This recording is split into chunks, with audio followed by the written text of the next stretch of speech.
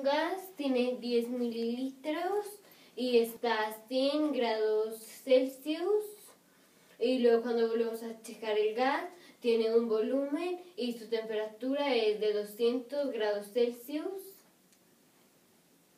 Y si has seguido nuestros videos, que ya son más de 150, es muy probable que ya nos conozcamos y entonces ya conocen el estilo en el que preferimos hacerlo.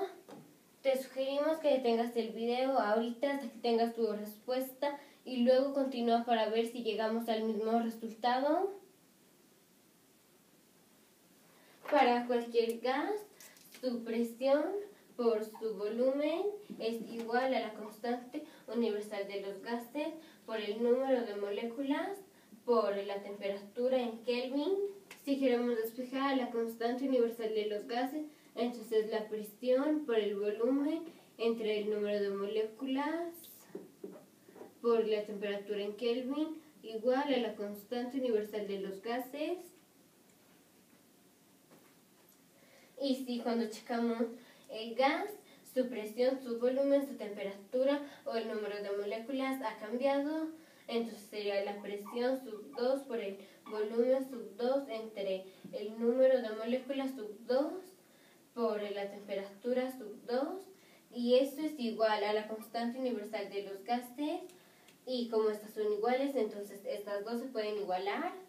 Y entonces la presión sub 1 por el volumen sub 1 es igual a, o si entre el número de moléculas sub 1 por la temperatura sub 1 igual a la presión sub 2 por el volumen sub 2 entre el número de moléculas sub 2 por la temperatura en Kelvin sub 2.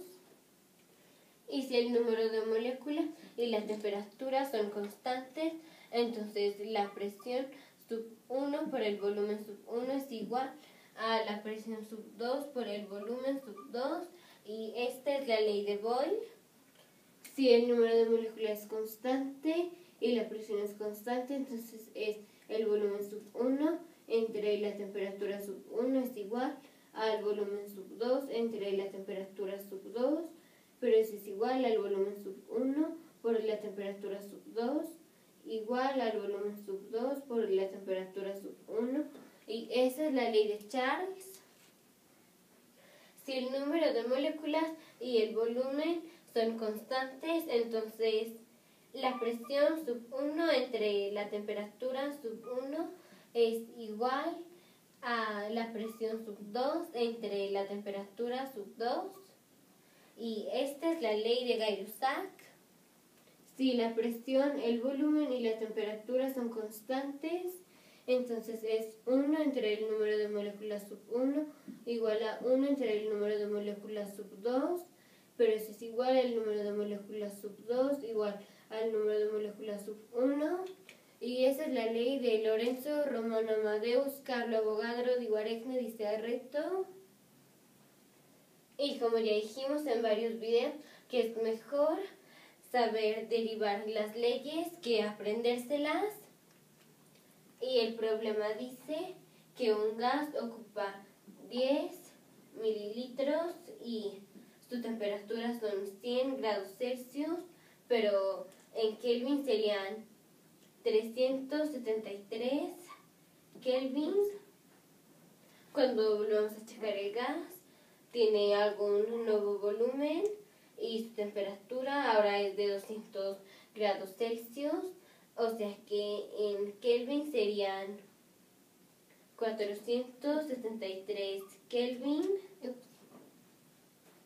Y hay que despejar el nuevo volumen y entonces sería 10 mililitros por 473 Kelvin entre 373 Kelvin. Eso es igual al nuevo volumen.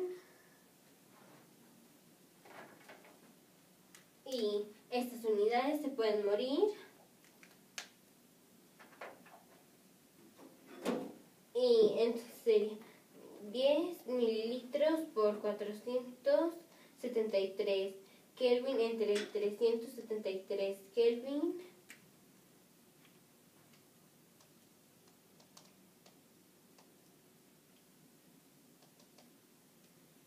son iguales a 12.7 mililitros, es igual al nuevo volumen.